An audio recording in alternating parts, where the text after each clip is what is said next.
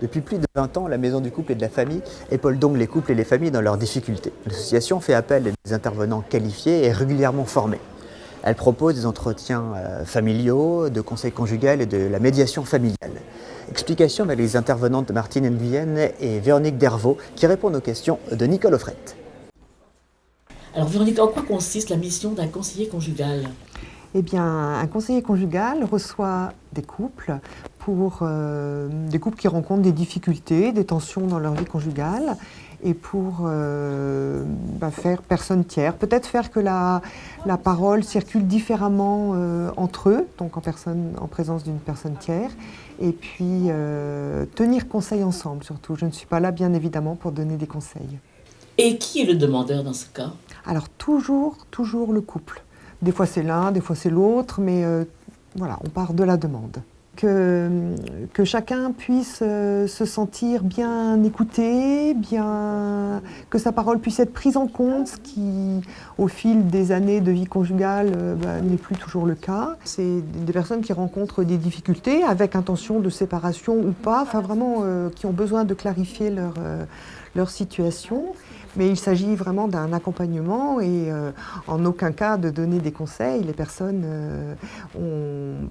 restent actrices de leur décision, quelle qu'elle soit. C'est eux qui prennent la décision. C'est eux qui prennent la décision et un entretien peut être unique comme il peut être permet de gérer aussi. Suivi de plusieurs. Ça dépend vraiment de la demande. Et en ce qui concerne les personnes qui viennent nous rencontrer, il y a vraiment tous les milieux sociaux et tous les âges. On va passer avec vous à la, médiation familiale. La médiation familiale. Et donc me dire exactement ce qu'est le but. Alors la médiation familiale, ce sont des couples qui sont en séparation ou qui décident de se séparer, qui viennent en médiation pour permettre de trouver des accords et de passer du couple à la coparentalité, puisque les enfants ne se divorcent pas de leurs parents. Donc c'est qu'ils trouvent des accords, et c'est pour les aider à apaiser les conflits et à pouvoir continuer à s'occuper de leurs enfants. Est-ce qu'ils sont, conseillés par, un juge ou quelqu'un comme ça ? Alors ils peuvent venir seuls, c'est-à-dire qu'eux prennent la décision de venir, ou ils peuvent être orientés par un juge, par un médecin, par un psychologue, ou par ce qu'on appelle le bouche-oreille, c'est-à-dire que d'autres personnes leur en ont parlé. Et ça se passe comment alors ces entretiens-là ? Qu'est-ce qui se passe ? Il y a un premier entretien d'information, on explique ce que c'est que la médiation, et s'ils le décident, ils peuvent continuer, on appelle ça un processus, c'est-à-dire qu'on permet la communication entre les parents qui souvent est coupée par le conflit. Donc on leur permet de retrouver la communication pour prendre ces décisions pour les enfants.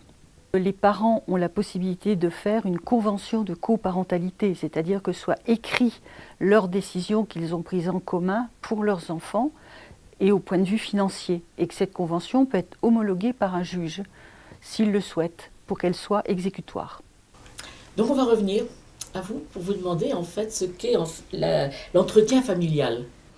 Alors, notre association offre aussi la possibilité d'accueillir des familles, donc parents et enfants, lorsqu'il y a des tensions, des difficultés, ou un enfant qui porte quelque chose de vraiment difficile, comme par exemple une phobie scolaire, ou une anorexie, ou tout autre sujet.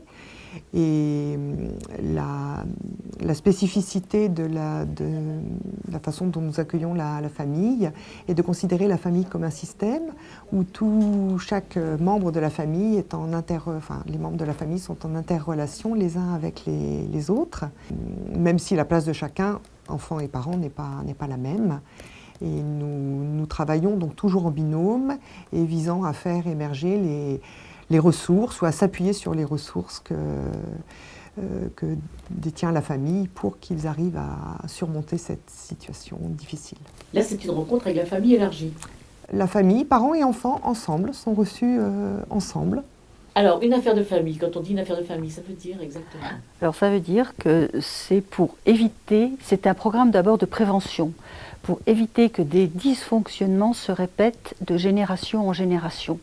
Donc c'est une personne d'une famille qui fait la demande et qui assiste à des rencontres pendant soit 2 heures tous les 15 jours, pendant 8 séances tous les 15 jours. Pour chaque type d'entretien, une participation financière proportionnelle aux revenus est demandée. En 2017, la Maison du couple et de la famille a effectué 967 entretiens afin de parvenir à une meilleure communication et un nouvel équilibre.